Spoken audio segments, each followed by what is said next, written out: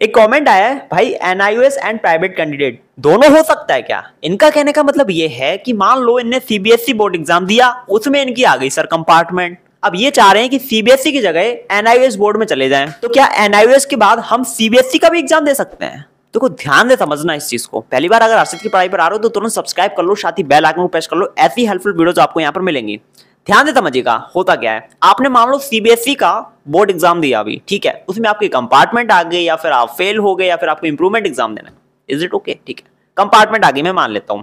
अब आपने जुलाई के महीने में कंपार्टमेंट एग्जाम दिया, ठीक है, उसमें भी कंपार्टमेंट आ गई। तो स्टूडेंट्स चाहते हैं कि मेरा पूरा साल बर्बाद ना हो, मैं अभी एग्जाम दे लूं और पास हो जाऊं, तो वो जा सकते हैं एनआईओएस बोर्ड में। ठीक है, तो एनआईओएस बोर्ड में एक ऑन डिमांड एग्जाम होता है, एक पब्लिक एग्जाम होता है। मैंने वीडियो बना रखा है, नहीं देखा तो देख लेना, आई बटन में लिंक डाल दूंगा। तो ये जो कमेंट आया था, इनका मतलब ये था कि अगर इन्होंने एनआईओएस बोर्ड का एग्जाम दिया, मान लो ऑन डिमांड एग्जाम दे दिया, तो क्या ये सीबीएसई का भी एग्जाम दे सकते हैं? तो भाई देखो, इसका आंसर मैं बहुत आसान शब्दों में बताता हूँ। एक छोटा सा एग्जाम्पल देखें। एक बात बताता हूँ, दो लड़कियां हैं, ठीक है, मेरे को बहुत पसंद है। एक बहुत सुंदर है और दूसरी सुंदर नहीं है, लेकिन भाई उसके अंदर गुण बहुत सारे हैं, ठीक है, अच्छी खासी वो पैसे भी कमा रही है। अब मैं तो चाहता हूँ कि मैं दोनों से शादी कर लूँ, लेकिन क्या ये प्रैक्टिकली पॉसिबल है कि मैं दोनों से शादी कर लूँ? मैंने सोचा भी एक बार को, ठीक है, लेकिन ये पॉसिबल नहीं है। अगर मैंने एक से शादी कर ली तो मैं दूसरे से नहीं कर सकता। एक को प्रॉमिस कर दिया तो मैं वो तोड़ नहीं सकता, ठीक है। तो कुछ ऐसा ही तुम इसमें समझ लो। अगर आप एनआईओएस बोर्ड में चले गए, वहां पर आपने ऑन डिमांड एग्जाम दे दिया, तो फिर आप सीबीएसई का एग्जाम नहीं दे सकते हो, ठीक है। अब आपकी फिर से कंपार्टमेंट आ गई, मान लो जुलाई का एग्जाम दिया उसमें भी आ गई, तो अब आप कर क्या सकते हो?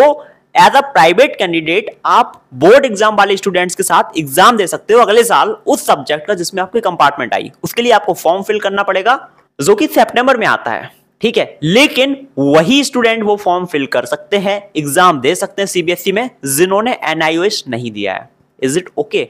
तो भैया अगर आप एनआईओएस बोर्ड में जाना चाह रहे हो, आपकी कंपार्टमेंट आई है सीबीएसई में, तो भाई जा सकते हो, लेकिन दोबारा सीबीएसई में आना समझ जाओ, ठीक है। मेरे अकॉर्डिंग अगर आपकी फिर से कंपार्टमेंट आई है, तो आप सीबीएसई में ही नेक्स्ट ईयर एग्जाम दो बोर्ड वाले स्टूडेंट्स के साथ। सिर्फ उस सब्जेक्ट का आपको एग्जाम देना पड़ेगा जिसमें आपकी कंपार्टमेंट है।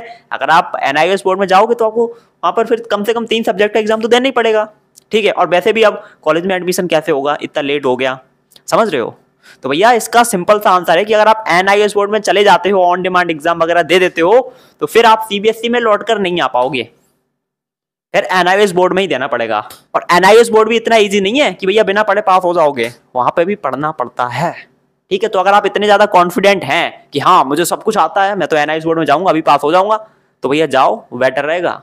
लेकिन अगर पता है कि भाई थोड़ा सा कम पढ़ाई की है, तो भैया सीबीएसई में हो तो सीबीएसई में ही रहो। नेक्स्ट ईयर बोर्ड वाले स्टूडेंट के साथ एग्जाम दो एज अ प्राइवेट कैंडिडेट, कोई भी आपको दिक्कत नहीं होगी। और कुछ डाउट हो, कुछ पूछो, आप नीचे कमेंट कर सकते हैं।